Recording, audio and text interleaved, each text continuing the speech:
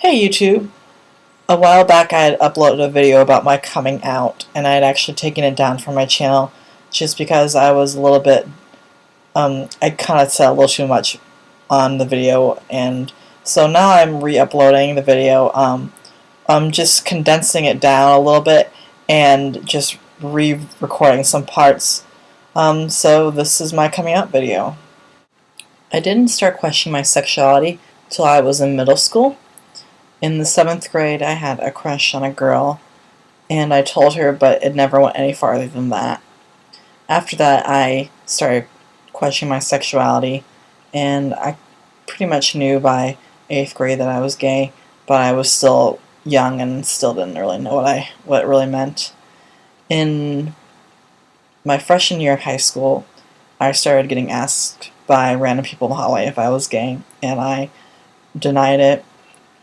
During that time, I knew I was gay, but didn't accept it, and I was kind of at this internal standstill. After my freshman year, I started to accept it, and I did the completely wrong thing and created a MySpace account and started talking to some people that were gay or bi, just to get to know some people that were the same way. And I really should have just reached out to my friends, but I didn't. Because of this MySpace account, I ended up being raped when I was 15 years old. Part of the reason why is because I had had a pretty bad childhood.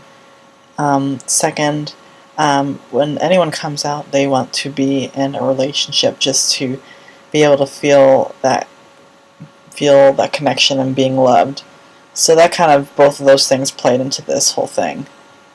The good thing about this whole story, even though it's really something that scarred me for a very long time, and I'm still not completely over it. I didn't hold this in for very long.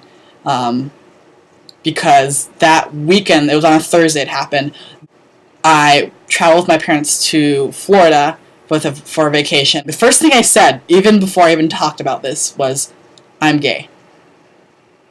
And then I told them everything that happened. And that night, the police came to my house, and they talked to me. After I talked to the police, next day, I didn't go to my second day of band camp. I stayed home, and a private investigator came over our house and talked to everyone.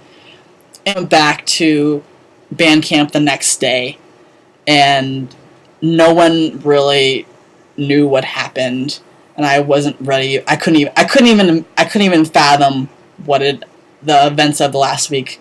I honestly finally moved on about a year and a half ago. I probably told maybe 10 people in my whole, since this happened, that it actually happened, because it's not something you bring up in conversation. But after that, I didn't physically come out to someone until September. So this had happened mid-July. I didn't tell someone until September, a month and a half after that. And I was very fortunate that the school I was going to and the friends I had were very welcoming, and I joined the GSA after that, and I was a part of the GSA until I graduated high school. So that's one of the things that I'm glad I had, and really that kind of affected how I acted the rest of high school, how I wanted to be perceived, and I didn't want to look gay. And I guess the purpose of me telling you this is, I wanted to share my story because, like, each person has their own difficulties with coming out, and it's not always easy. And mine was that I was raped. And another thing, rape. So a lot of people don't say they are raped. A lot of victims have guilt or other emotional issues. And so if you've experienced rape, I'm just one more statistic.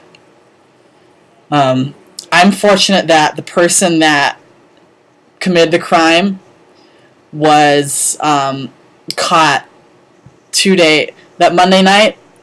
He was caught Wednesday. After a while, really emotional things, even though they're very like ingrained in who you are, over time they start to become less real, which I don't know if that's a good thing or a bad thing, but it's good to remember. Thank you for listening to my coming out story. If you have questions, put them down there, or comments. Also, if you like this video and other videos, please subscribe to my channel. Thank you, subscribers, and I'll talk to you soon. Bye.